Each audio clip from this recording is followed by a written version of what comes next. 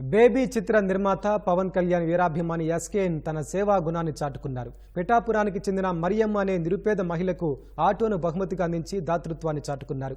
AP ఎన్నికల్లో పిఠాపురం నుంచి పవన్ కళ్యాణ్ గెలిస్తే తన భర్త రిక్షా నడపగా వచ్చిన డబ్బులతో ఊరంతా పార్టీ ఇస్తానని మరియమ్మ హామీ ఇచ్చింది.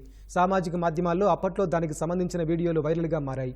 ఆ విషయం తన దృష్టికి రావడంతో స్పందించిన ఎస్కేఎన్ పవన్ గెలిస్తే మరియమ్మకు ఆటో కొనిస్తానని హామీ ఇచ్చారు. ఇచ్చిన మాట ప్రకారం పిఠాపురం వెళ్లి మరియమ్మకు ఆటో కానుకగా ఇచ్చి వారి కుటుంబంలో ఆనందాన్ని నింపారు. ఆటోకు రిబ్బన్ కట్ చేసి మరియమ్మతో కలిసి సరదాగా తిరిగారు. ఎస్కేఎన్ తన మాట నిలుపుకోవడమే కాకుండా మరియమ్మ కుటుంబానికి ఆధారంగా నిలవడం పట్ల జనసేన కార్యకర్తలు, పవన్ కళ్యాణ్ అభిమానులు ప్రశంసిస్తున్నారు.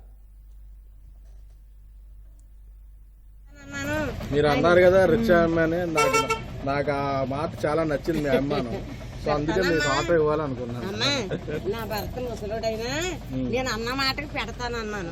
ఆపు చేశారు, మీరు ఇచ్చారు, మీ బండి ఇచ్చారు, మీ సల్లం చేతితోటి నాకు బండి కొని పెట్టారు. చెప్తానన్న మాట నాకు ఈ ఆనందం చాలు బాబు అనుకున్నాను.